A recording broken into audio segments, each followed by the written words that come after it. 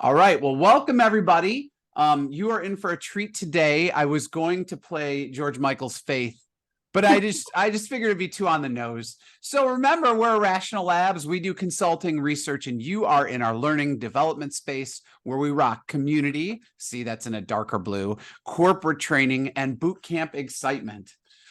So you may know we've worked with hundreds of leading companies to create change using behavioral design. If we had an origin story, it starts at Google, where we built the first BE unit, and we work with over 25 teams across the company. Since then, we've run over 100 experiments, and we've worked with top companies all over the planet. Whoa, I thought there was going to be that slide. So I guess there isn't that slide. So that brings me to the most important, most exciting, most interesting thing going on today.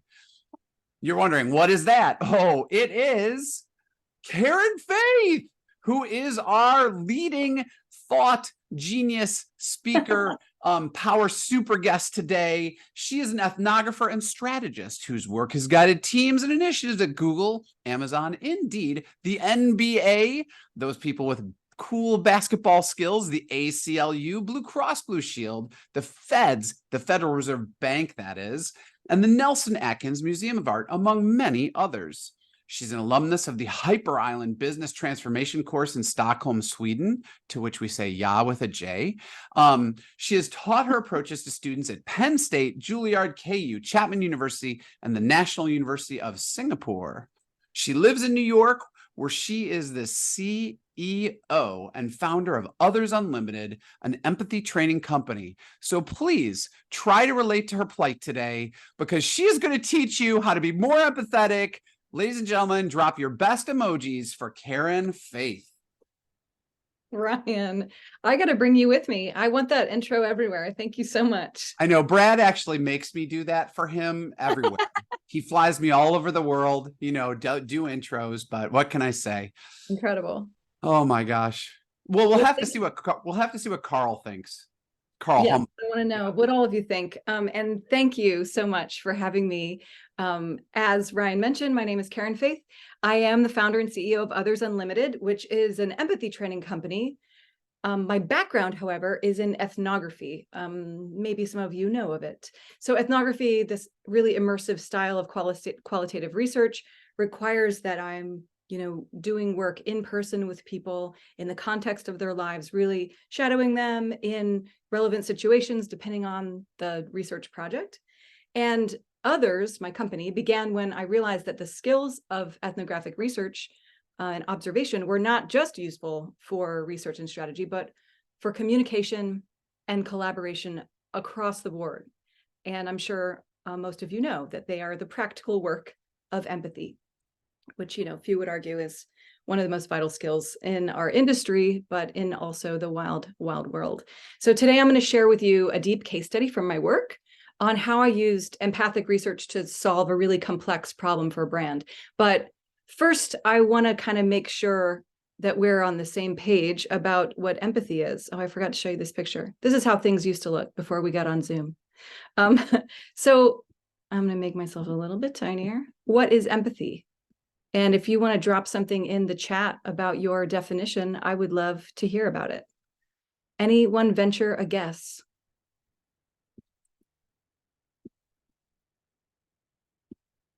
What are we seeing?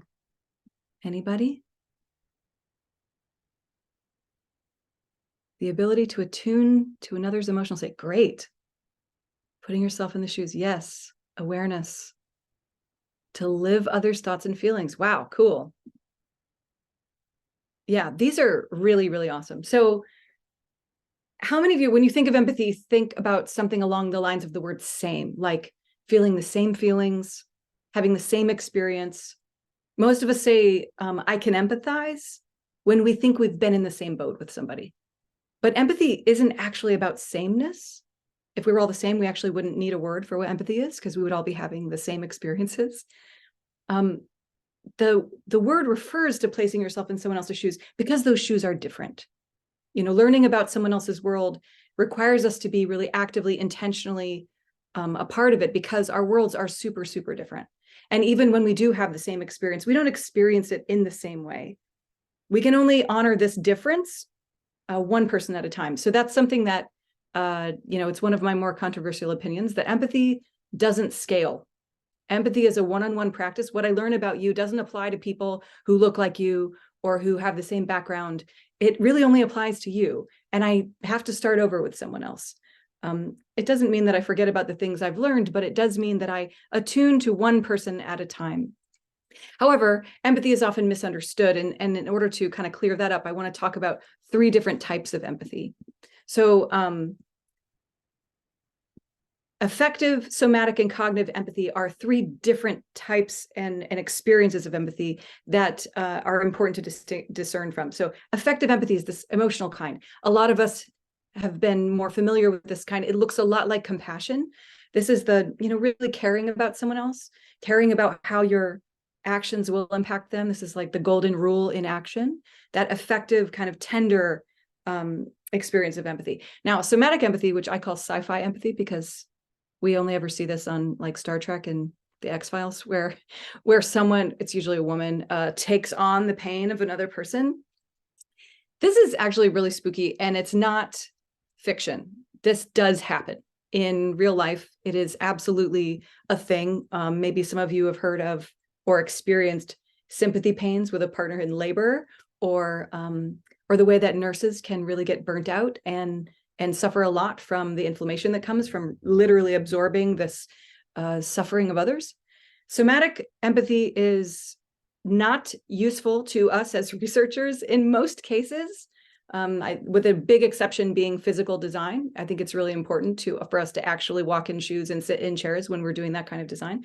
But somatic, feeling the pain of others, can be really debilitating, and it's pretty hard to teach as well. Cognitive empathy is what we do as researchers. So cognitive empathy is not necessarily emotional.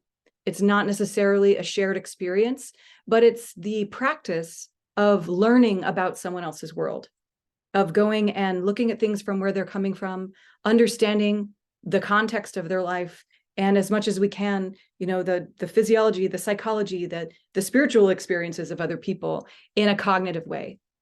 And the reason that it's important to separate that from emotional experiences is because we may practice cognitive empathy for someone and still not necessarily feel compassion for them. That happens a lot because empathy doesn't spark agreement. It doesn't spark sameness. It doesn't necessarily spark connection, but it does help us understand more. A couple years ago, I watched that Netflix series on the famed serial killer Ted Bundy, and I learned more about him. I learned more about who he was and where he came from. And after that, I felt more supportive of the death penalty because I did not have any compassion for this person whatsoever. I knew more about where he was coming from, and I was like, you know what? That's a hard no. Pass from me. Anyway. No more. I was so worried you were going to lead off with, and I just felt so bad for the guy. I was really waiting for that. Yeah. So I'm glad you turned the other way. No, we don't go that way. Compassion's important. And I think it's also important to really get inside the heads of our enemies and understand like where they're coming from and to get a sense for it, but also to go, okay, now I can, in a more informed way, tell you to get the hell out of here. So,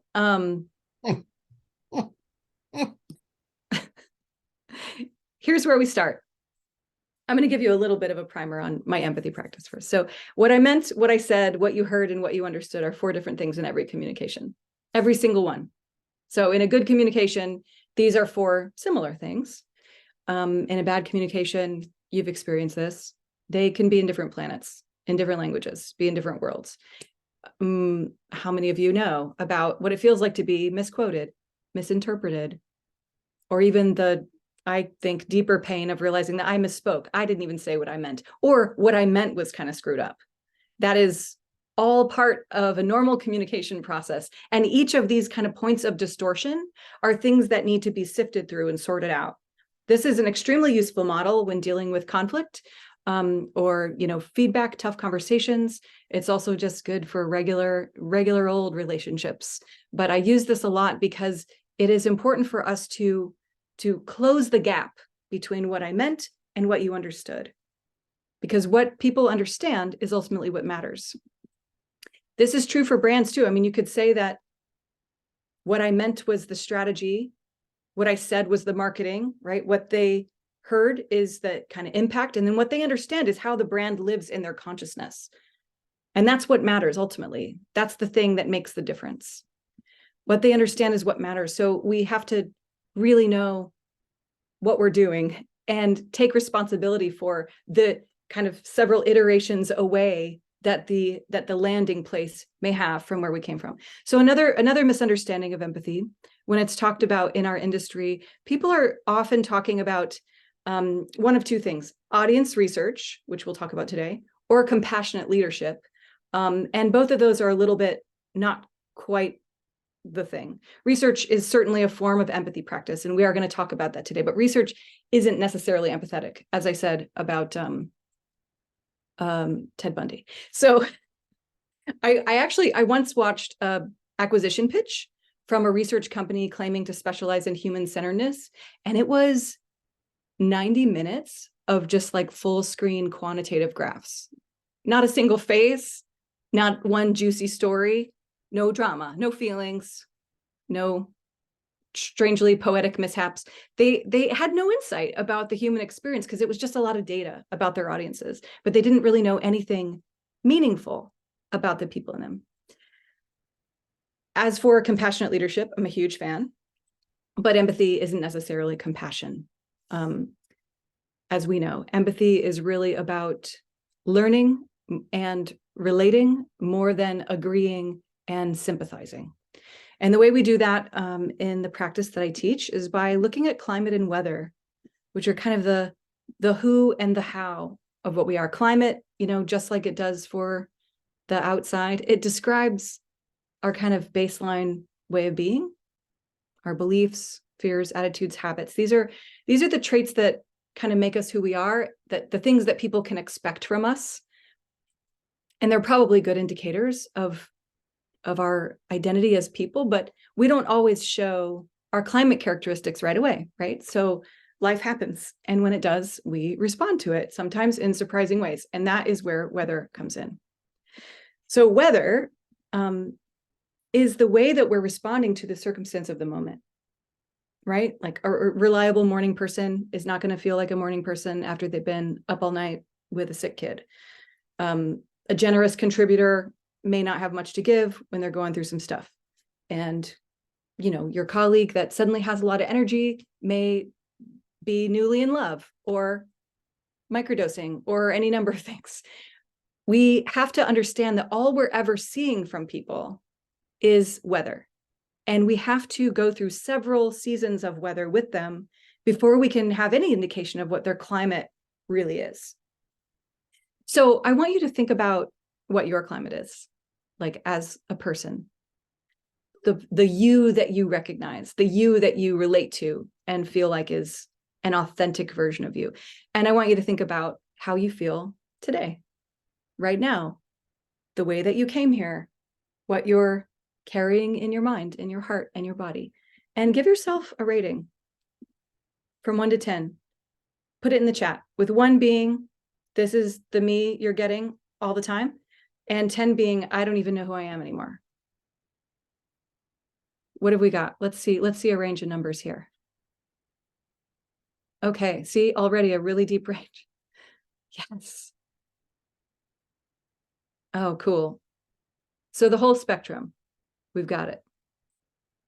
Awesome. Brad and Shay are mad off brand. Cool. Yeah, this is true everywhere. I've never in all the time that I've done this work, I've never been in a room that didn't have a very full range of this. And when you think about that, even just in your relationships with your colleagues, this isn't something that we normally tap into, at the beginning of a meeting, just knowing like who is feeling like they're out of sorts, we don't necessarily ask that, but everyone is always experiencing weather. Some people are experiencing heavy storms, other people maybe not so much. But what I call this is the practice of self-witnessing. So when I'm trying to learn the climate and weather of another person, I have to understand my own first. Like, what am I perceiving? How is my own weather affecting my interpretation of others? And how can I adjust it to the changes in myself while receiving the changes of other people? So self-witnessing can be done in many ways. Some of us might use tools like StrengthsFinder or Myers-Briggs or classification tools like that. Some of us practice mindfulness or use a coach or a therapist, ask for feedback from our families or teams or clients. Some use astrology, who knows? But however you practice self-witnessing, keep at it, because this is any kind of empathy work that's not grounded in really honest self-knowledge is a recipe for disaster. So, tone deaf communications, egregious mishaps, gnarly gaffes. These are the things that result from not really knowing ourselves well. So anyone want to share a self-witnessing practice that they use in their own life in the chat? I'm curious.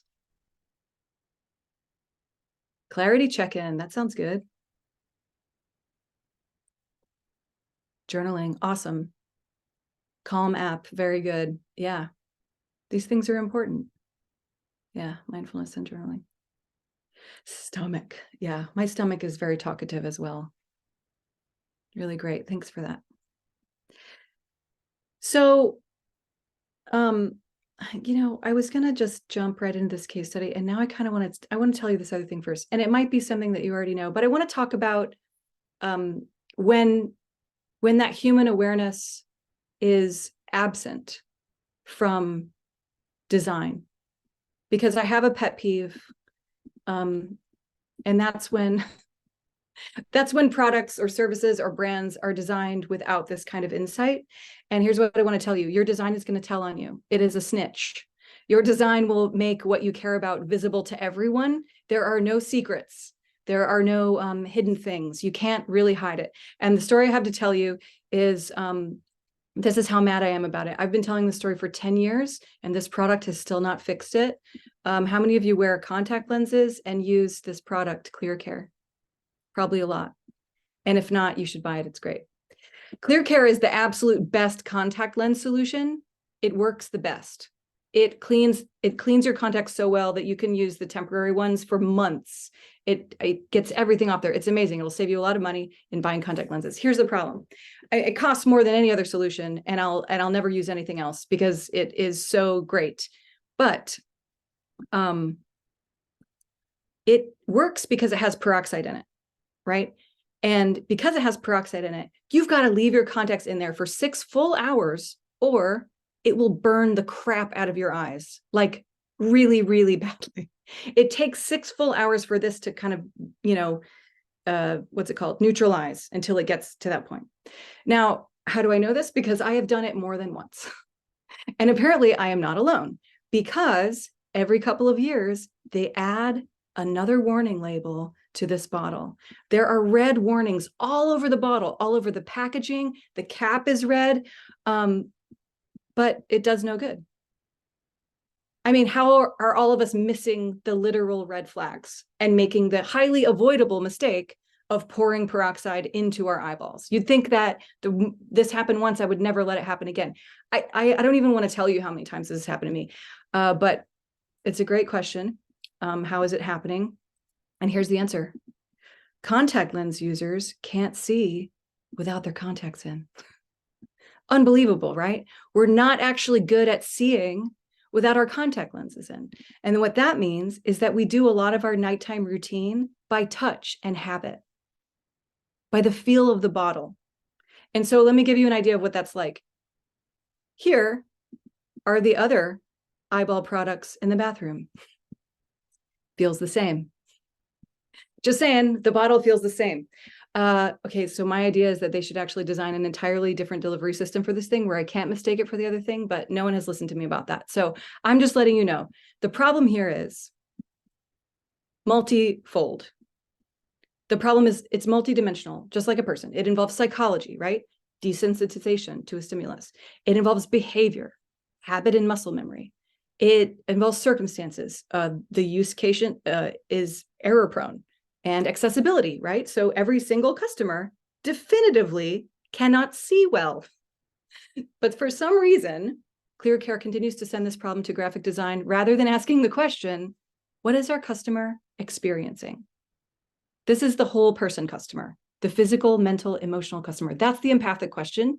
And that question would begin an empathic design process. However, based on the way that they have solved this, and I want you to put this in the chat because I feel like you're going to know, what problem do you think they're really solving? What problem does their solution reveal? What priority does their solution reveal? Legal, exactly. This is just about liability. They don't give a shit about my eyeballs at all. So here we go. I'm going to tell you about a project that I did for Blue Cross Blue Shield of Kansas City. It was a really beautiful, really big project. And it had a lot to do with letting your values really be known. So several years ago, I was at an advertising agency in the Midwest and was charged with designing the task and executing the ethnography for an incredibly ambitious project. Blue Cross wanted to build a new healthcare brand experience from the ground up. They knew their legacy processes were in the way of a lot of things, and they wanted to start over completely. So they came to my old agency to build this new brand, and they were ready to let go of all the complications that were involved in the process beforehand. And as an ethnographer, this is thrilling because nobody ever wants to start from scratch. And starting from scratch is great because then we can look for opportunities before just solving problems. And I designed a research process which would be really deep and revealing and would give us some meaningful truths to work with. So this process relied heavily on intentional listening, using 3 techniques that I learned while I was a music student, actually. So I studied music originally in school, and as a part of ear training, maybe some of you know, I was taught to listen to music with specific intentions. So like tuning your dial in a very particular way. Ear training involves, the ability to hear certain kinds of things. So the first thing, though, effective listening. In music, this doesn't really require a lot of analysis, and it doesn't with people either. This is letting a piece kind of wash over you, like feeling the feeling of it. Everybody knows whether you're listening to a happy song or a sad song. And I know that it's not always that simple, but this kind of feeling is just letting the feeling of it, letting the emotion of it kind of sink into you. And this is the same for people. We don't need a lot of training to feel this. And sometimes it is complicated, but it's a beautiful thing. So next thing is structural listening. In music, this is when in ear training, first we'll try to hear the difference between pitches, and then maybe try to identify the spelling of chords or the difference between the verse and the chorus or the structural parts of a symphony. These are factual gatherings. This is structural listening. And when we listen with people, this is the same. We want to get the facts of a situation. Producers and project managers are extremely good at this kind of listening. Probably some of you have experienced being in like a creative brainstorm that's really, really exciting, but this one person is there and all they're hearing are, you're going to need a release form for that, or that's going to go over budget, or that is against the timeline. They're dialed in to listening for specific kinds of information. And that's an important thing too. And finally, dialogic listening is listening for context. With music, this requires some additional research, as it does with people. But this is when, in music, I want to find out when and where a piece of music was written, who wrote it, what was the culture, what else was the audience listening to at the time, what was the composer listening to, what was going on personally, politically, what could have shaped the creation of this piece of music.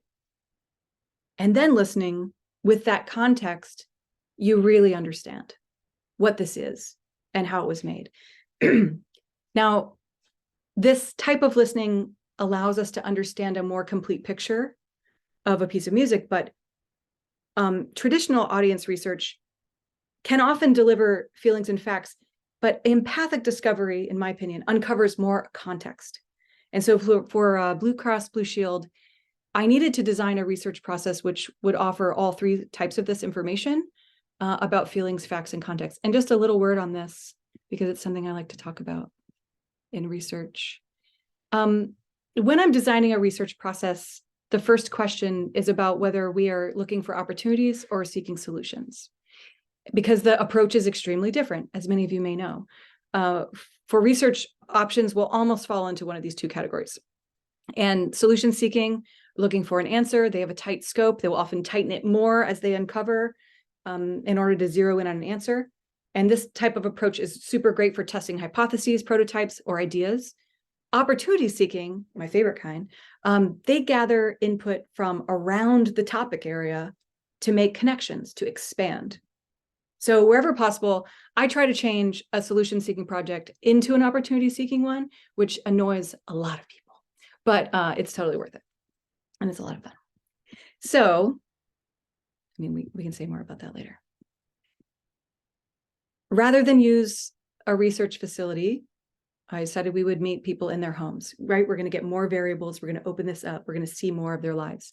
Rather than surveys, we're going to build relationships. And instead of them asking them just how easy or difficult it was to find information on their insurance policies, I asked them to call their providers in front of me so I could witness and experience the struggle with them. I asked for tours of their medicine cabinets. I asked to see and read their bills and paperwork. And finally, I also asked each participant to draw a diagram of their relationship with their health insurance provider. And I'm going to show you some of those diagrams because they're pretty cool. I had designed a process where I could come to understand these people as authentically as possible so that we could make something really true. And I'm going to show you what we found. So first, the affective discovery. These are the feelings. Just for fun, why don't you put in the chat the first word that comes to mind when you think about health insurance? This is going to be a good one. Yeah. Okay. Yes. Okay. I don't want to upset anybody. I know the health insurance journey is, for most people, full of dread, anxiety, mistrust, overwhelm, and fear. I heard stories that, brought these feelings right up to the surface, and in several conversations was moved myself. This is a really difficult thing, to receive the kind of, I heard horror stories, and I'll tell you about some of them, but these emotions came to the surface right away and also needed some factual evidence. So here's a little evidence that we gathered. Among the things I witnessed included, as you see on the left, a pile of medical bills and paperwork kept in a laundry basket. This family, this is a crazy photo. These are both photos are real photos from the project. This family didn't have a place to keep their documents, many of which were redundant or years old. And when I asked why they kept them, because many of these documents were available online anyway, they told me they felt like they might at any time have to defend their medical case to their insurance and needed to be ready for that, which maybe some of you have experienced. Another mother, this is the photo on the right, she opened a safe for me and showed me a gallon Ziploc bag of psychiatric prescription bottles next to 2 handguns. Her teenage daughter had recently survived a suicide attempt, but their family's insurance only covered some kinds of treatment and only sometimes. So they kept all of her old prescriptions in case they were forced to diagnose and treat her themselves, which was one of the most insane things I had ever heard, but that was what they had. Here's some diagrams from this study of the relationships that people had with their providers. So I love asking people to draw diagrams because they're so clear. This is a woman who feels really far away. One of them is giving a lot more than they're getting, and another one is blocked from care while the insurance sails right through. Yeah. So when I am challenged to map the context, I immediately get directed to like the core of the work, that where there's a customer, there's a human, right? A beautiful, complicated, meaty, and freaky human. Our feelings may not be rational, but they are not without reason. When I began to seek the reason and context for this profound lack of trust, what I learned really punched me in the gut. So I heard medical horror stories from patients whose pain was not believed, whose conditions were dismissed or misdiagnosed, and who were shamed or blamed for their illnesses, and in one case, refused admittance to the ER while going into labor 3 months early. This was a woman named Stephanie, and the ER staff disbelieved her and even accused her of misusing emergency resources. And the story was especially stunning because this woman was not a person who seemed prone to drama or hyperbole. She was calm and rational. She was super competent, communicative. She was a veteran of 2 tours of duty in Afghanistan, and was also, get this, a phlebotomist in the hospital she was being refused admittance to. So as I left her place that day, she told me that she felt really heard, and I promised her that I would make sure her story was told, and I still tell it for that reason. But this particular case of broken trust was not just personal. It appeared to be systemic and at a level of magnitude that was felt impossible for any brand to address, much less solve. Stephanie's story wasn't the only one of its kind. And what's more, every time I heard one, and this will sound wild, but I'm being totally real. Every time I heard a story that was that bad, it was coming from a Black mother. It was a coincidence that I could not ignore, and I didn't know how to address it. And one of my team members dismissed the finding, and he even removed the slide from my research deck because he said, well, oh, racial profiling is illegal, so simply following the law can't be a unique tenet of a brand. That's irrelevant. And what made me really mad, and I stormed out of the building, not very empathic, but whatever. I was really flooded with emotion about this particular issue. And I knew that I had to step away from it and get some context too, because I could look at it a little bit more clearly. But I want to take you really deep into this problem so that you can see and understand how we solved it. So we're going to zoom way out to the abstract for a second. It's going to be fun. It's going to get philosophical. And then we're going to go into the concrete. But stay with me, because we're going to explore the nature of difficult emotions and how to direct our attention in a way that keeps us empathic and effective. Because I was pretty boiling and consumed with this particular problem. So examining context can be super overwhelming, and we can get exhausted and distracted, frustrated, or paralyzed by problems that are super complex and of a really, really powerful magnitude. But in cases like this, I don't focus on the problem, actually. In order to build solutions with depth and longevity, I direct my attention to 2 things, longing and power. In the most basic sense, these 2 things are just what is absent and what is active. If we were to say this in industry terms, it's like unmet needs and leverage, but I use longing and power really intentionally here. Longing is not just an unmet need. It could be a desire for something which isn't a need. It could be a fantasy.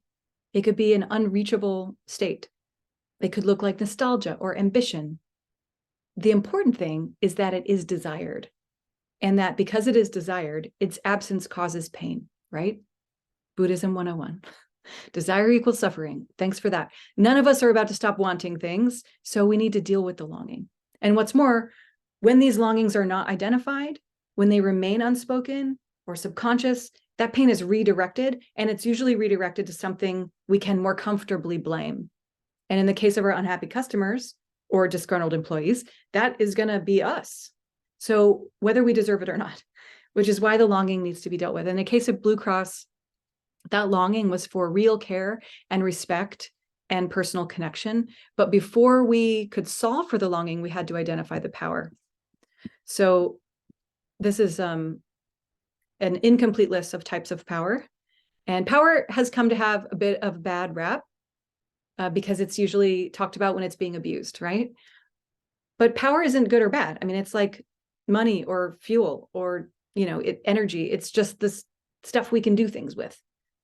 In our interactions, whether they're personal or at scale, it's essential that we know not just where the power is in a situation, but what type of power it is and how we can wield it. In the case of Blue Cross, once I identified these 2 aspects, longing and power, the solution came into view. Now, much can be said on this topic, but suffice to say that consent is the coolest kind of power. The very coolest one. Power has come into our view in this way that we don't necessarily even think of consent as a power. But here's why it's the coolest. It's measurable. It has clearly defined boundaries. It is granted consciously, and it is revocable. But it has one peculiar quality, which makes a huge difference, which is that, well, a bit of political philosophy first.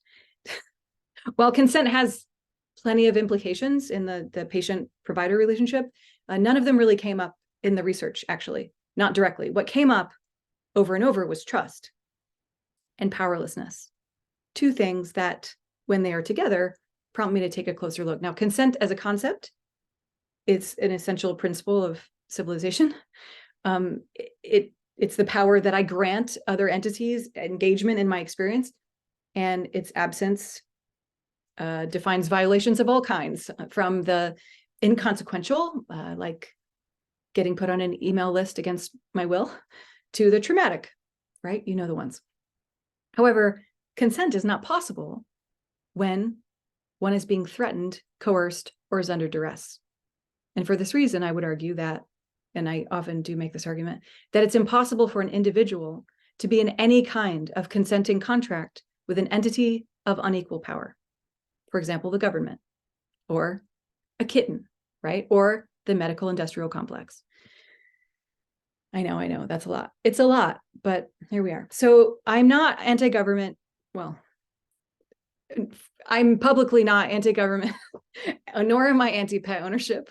I just believe, perhaps evangelically, that those relationships are not properly regarded as the enemies of agency that they are. So I might think that my cats consented to my care while in custody, but what I'm actually doing is choosing to trust. They are trusting me, and when I am, consenting to government rule, I'm choosing to trust. In the same way that we only need faith where there is no proof, we only need trust where there is risk.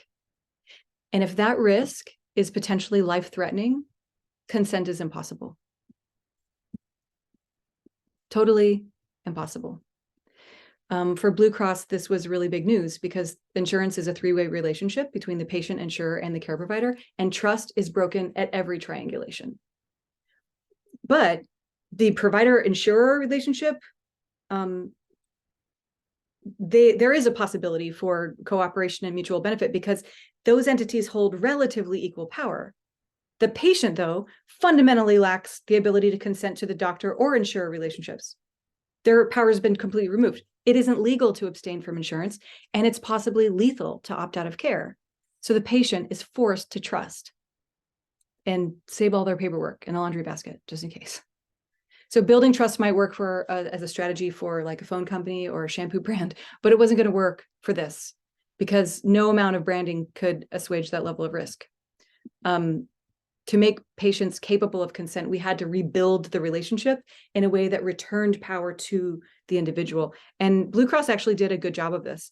And they introduced a patient advocate to the relationship, as well as several other concrete empowerments, for the user to have more agency in the relationship. The advocate is there to answer questions, to get resources, to report abuses, and connect personally in those moments of stress. So good job on that.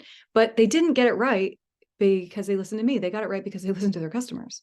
And this is actually my favorite part. So I'm super proud of this. I was so moved by the stories that I heard that I didn't want to just tell them. I wanted my client to hear them directly. And so instead of just giving a final presentation, I had a workshop, and I mixed and divided the crew into 4 teams and assigned each team the story of one person that I had studied. I shared their photos and their day in the life and their family stories and health scares, their income and all kinds of stresses, their fears and beliefs and values. So I challenged each team to build a health insurance plan for just that one person specifically. Make it work for just them. Not everyone, not the average person, just this one specific person. And the teams got to work and they broke for lunch. And we returned to pitch their ideas to a panel of judges. they were surprised to find, drum roll, that panel was made of the exact people that they had just studied. So it was so cool that, you know, they were watching and they're like, oh my God, it's the real Sarah, just came into the room. And so those real research subjects got to judge the work that was made for them. And they got real feedback and they took the corrections and applause where it was due. And this worked. Here's my outcome slide. So they had a goal of opening 2 brick and mortar care centers that expanded to 6. After a year, they had a net promoter score of 97, which is bananas for health insurance. They'd exceeded their membership goal, and this has continued. That was just after year 1. So it was super exciting. We were on the local news, and Forbes, you know, shared the insights from the ethnography. I don't know if you can read that there, but the client even talked about this Ziploc bag, the photo of the Ziploc bag that he saw. I mean, it really mattered. He was just like, wow, this is a thing he couldn't have imagined. And if I had described it, he may not have ever really been able to picture it. But because he actually saw it, he cared. And, you know, Forbes said the research wrote the strategy, which was, you know, a Forbes way of saying the thing I'm the most proud of, which is that we really built a human brand and had the courage to take action on it. So, I don't know, yes. Nothing about us without us is a cool phrase that I learned recently from a client who uses this for their internal employee programs. So they make sure that if they're designing it for a specific group, that those people are involved in designing it. And so I kind of want to leave you with a little bit of, you know, when we think about who should we talk to, my simple model that I use is who cares, who wins, and who knows. Who's the person for whom this matters the most? Who's the one that's going to benefit from this? And who sees something that I don't? Or whose point of view is the least considered? Those 3 people or groups of people should be a part of whatever you're doing all the time. And that's what I have to say. My prompt to you to finish is to think about how you might incorporate who cares, who wins, and who knows into your work now, soon, and later. Just like, what can you do today? What might you do in a little while? And what might happen down the road if you were to really live your work like this? That was spectacular, Karen. If we could all give her our favorite, most empathetic emojis in the chat, raise your hand, smile, hearts, all the things. We do have some questions coming in, just a refresher. We're using the Google Doc because that tends to be a little bit easier. I'm going to replace that link in there. Okay, maybe I will replace it in a second. We will go to the first question. So coming to us live from Vancouver, do I pronounce it properly? Atika? Yeah, it's Attica. Oh, geez, it was way easier. So Attica. close. Oh, anyways, cool. Well, ask your question. Yeah, I'm wondering, it was amazing that you could start from scratch, and you mentioned a little bit in there that you got lucky there, but what would your approach be for a place, for a brand or a product that already exists and you don't quite get that, you know, start from scratch approach or ability to do that, and you must kind of reactively rather than proactively kind of, you know, empathize and imbibe that? Yeah, even though it sometimes needs to be done delicately, whenever a client comes to me with a problem that they've already defined, I try to ask them how they defined that problem. Because, you know, if they did it well, they will have an answer to that question.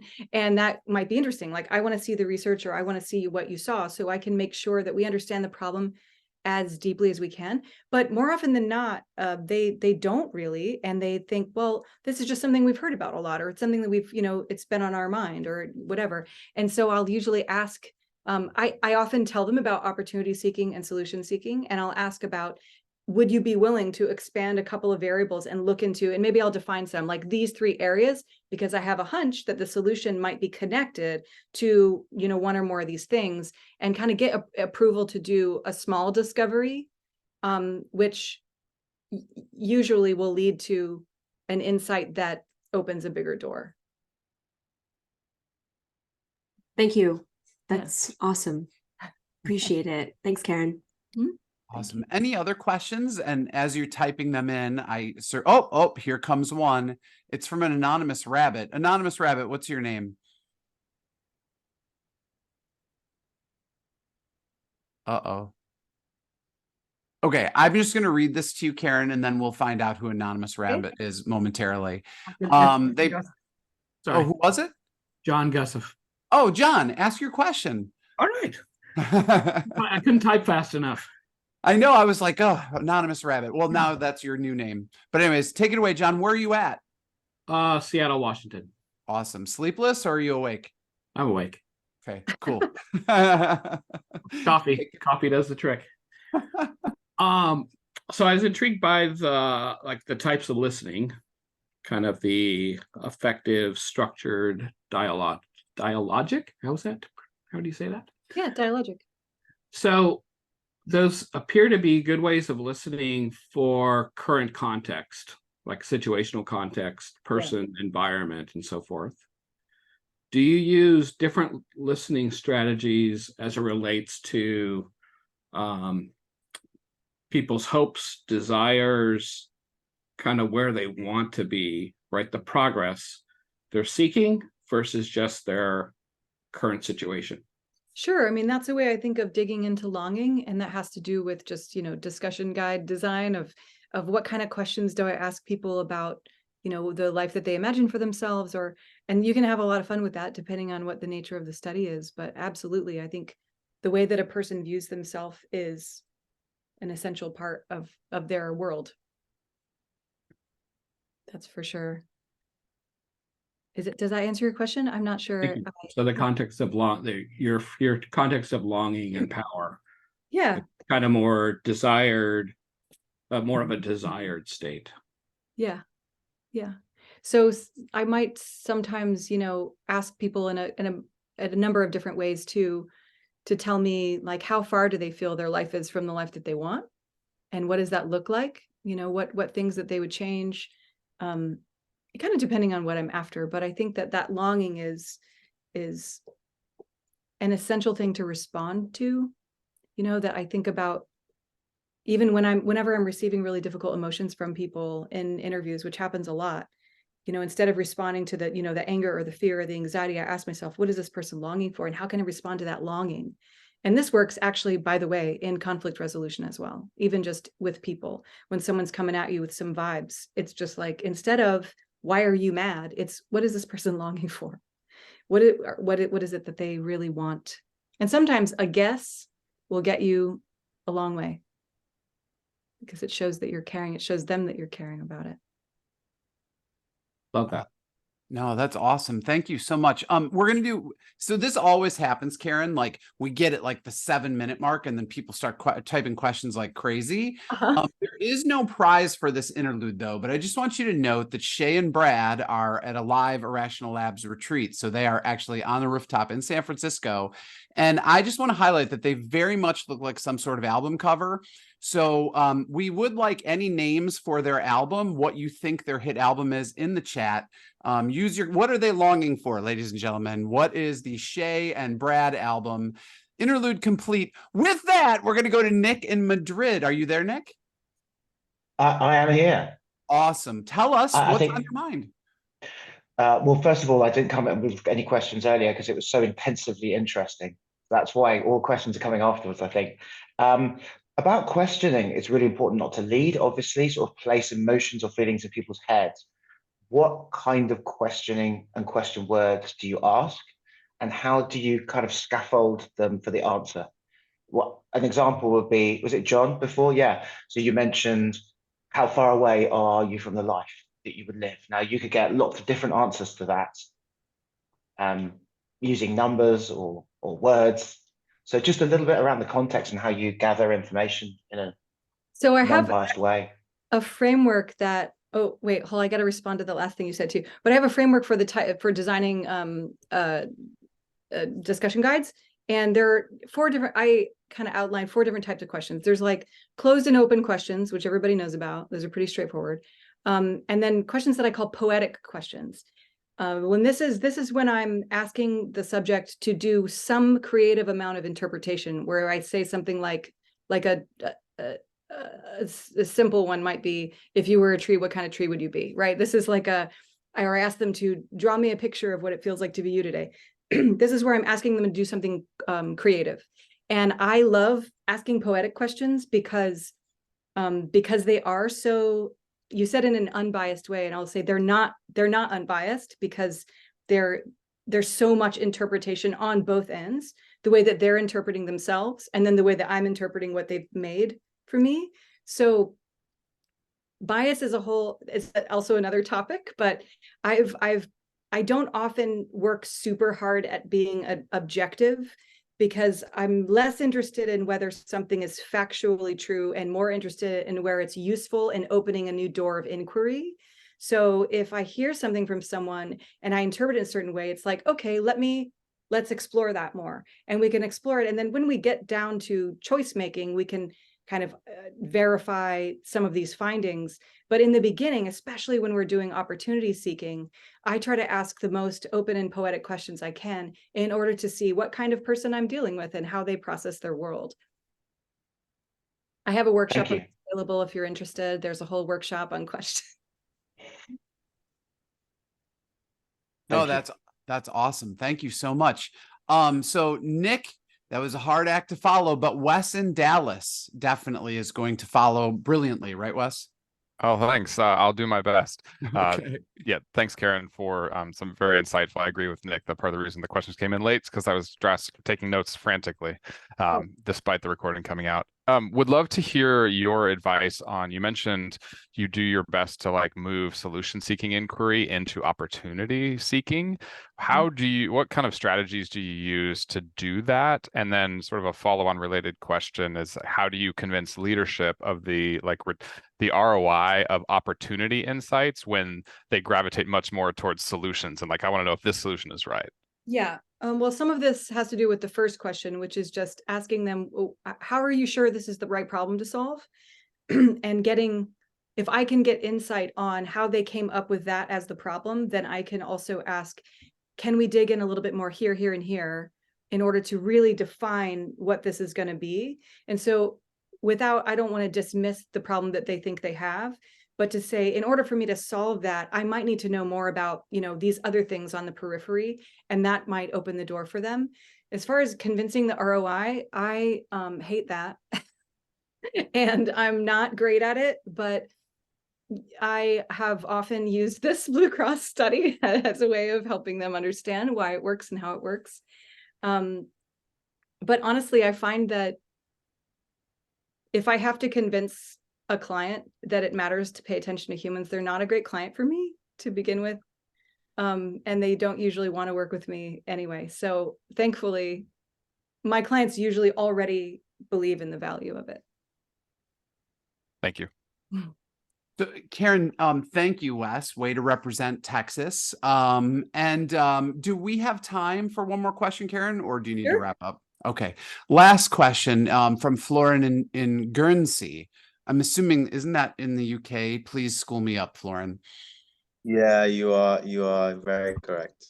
Okay, good. Although it technically isn't, it's technically an independent state. Interestingly. Okay, I will Wikipedia that shortly. Enjoy.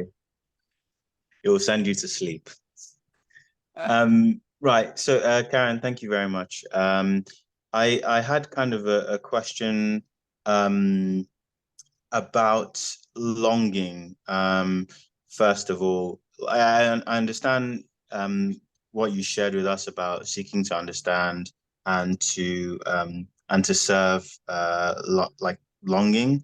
However, from a healthcare perspective, what if there are things that people are longing for that are actually detrimental to their health? And how does your framework kind of deal with those situations? Is the first question. Sorry, there's like a two-parter, which sorry. And the second thing was, I didn't understand the context of power in that kind of dual Jill kind of like, explanation of the framework. Like I didn't understand what power had, what we're supposed to kind of be interrogating with the power aspect. So I was wondering if you could just rehash that, please. Sorry. I don't think we have time for the power question, but I can do the longing question. Gotcha. So I long for the power question. No, I'm joking. too bad. It's a really important question, and one that we ask a lot in some of our work. Is like, what if what they're longing for is bad for them, right? It's not good for them. And this is a paternalistic question by its nature, but also I would argue from, the belief system or that I'm working with, that a longing, I would ask what's underneath that. Maybe let's just take a drug addiction as a example because it's an easy one. I'm longing, my longing isn't for the drug. My longing is for what? Pain relief, community, a feeling of fulfillment. It's like there's the longing is the thing under that craving for something that's not useful to me.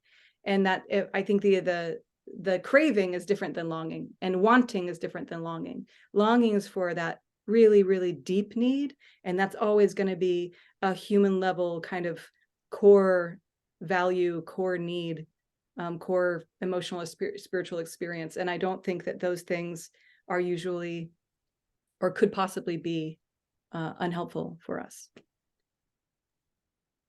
Right. Okay. Thank you. Awesome. Thank you so Thank you much, very much. Karen. This has been spectacular. To everybody that came out on your Friday, thank you for joining us. Rounds of virtual applause for Karen. You've got to have faith in others. You see what I did there? Very cool. Ryan, you're extraordinary. Thank you so much. Yeah, Brad and I have dad joke battles. It's pretty ridiculous, but I digress. We did post Karen's TED Talk in the chat as well as her consulting firm, so please feel free to reach out to her. And of course, should you want to collaborate with our team at Irrational Labs, those links are there as well. Thank you, everybody, especially the button down boys, the BDB, who are going to be opening for BTS in the near future. And for all your creativity and energy, everybody. Have a great weekend, or if you've already started it, continue having a great weekend. Take care.